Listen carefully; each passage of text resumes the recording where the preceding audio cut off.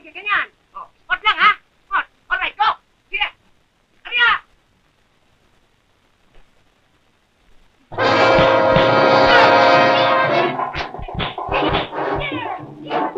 Cuatro, 13.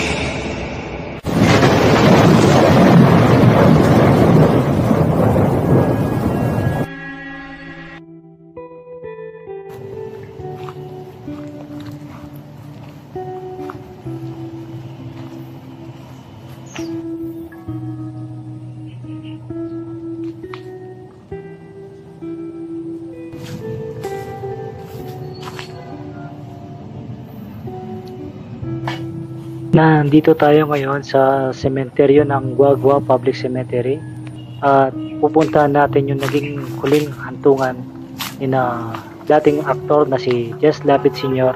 at ni Frank Lapid.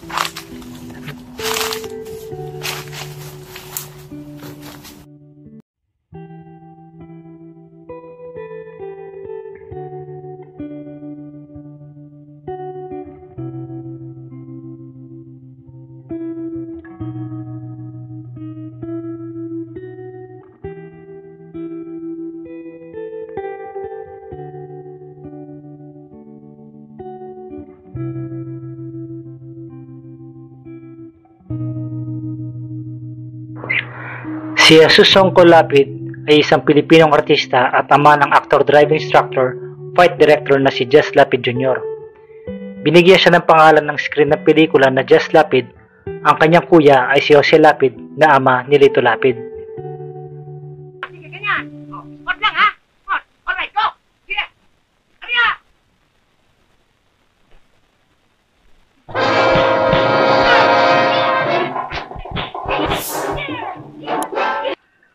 Oh, ayaw maglatong eh. Umalag. Ayaw! Oh, Dado, samahan mo. sana. Ayos to. Sige, salamat. Hindi ka na dapat tumulong eh. Kaya-kaya namin sila. Oo, madalas kaming gulpihin nun. Eh, ang ibig ko sabihin eh, madalas naming magulpihin eh. Saka puyat tayo. Oh, hindi tayo natulog. Oo. Sige. Sige, pare.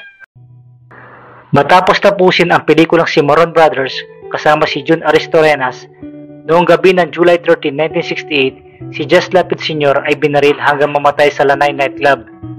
Pagkatapos ng alitan sa pagitan ng dalawang grupo ng mga personalidad sa pelikula, dinala si Jess sa National Orthopedic Hospital, ngunit dineklara itong dead on arrival sa edad na 34. Bilang isang belated tribute, lumitaw ang kanyang pamangkin na si Lito Lapid bilang si Jess Lapid sa The Jess Lapid Story na inilabas noong 1978.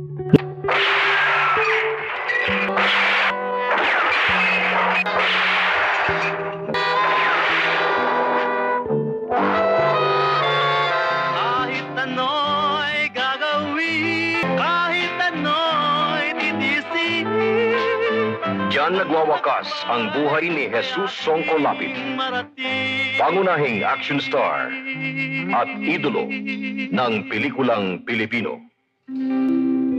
Naaalala ngayon si Just Lapid Sr. bilang isa sa mga unang stuntman na matagumpay na lumipat mula sa pagiging isang stuntman tungo sa isang bituing aktor kasama sina Lito Lapid, Fernando Poe Jr., Dante Varona at Baldomaro. Siya rin ay naaalala bilang isa sa mga pinakamahusay na action star ng kanyang panahon.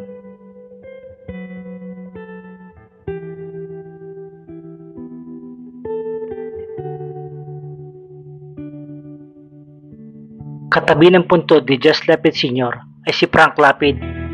Si Francisco Lapid ay pinanganak noong July 24, 1948 sa Guagua, Pampanga. Mas kilala bilang Frank Lapid. Siya ay supporting actor ni Lito Lapid at ito ang ilan sa mga naging pelikula niya.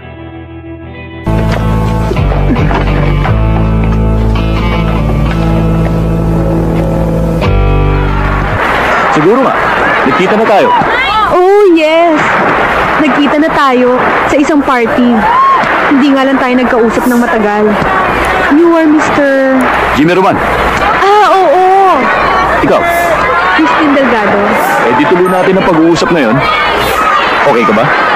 Mamaya na lang. Pag alis ng mga kasama ko.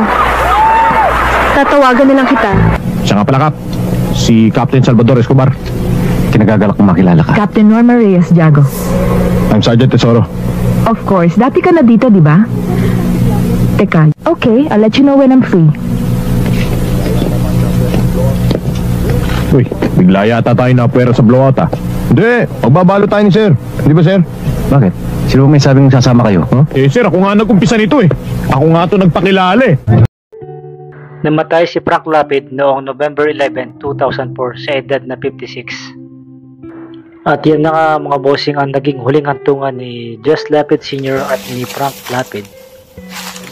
Kung nagustuhan nyo ang video to, please don't forget to click subscribe. See you in our next 4-13 episode. Thank you and God bless.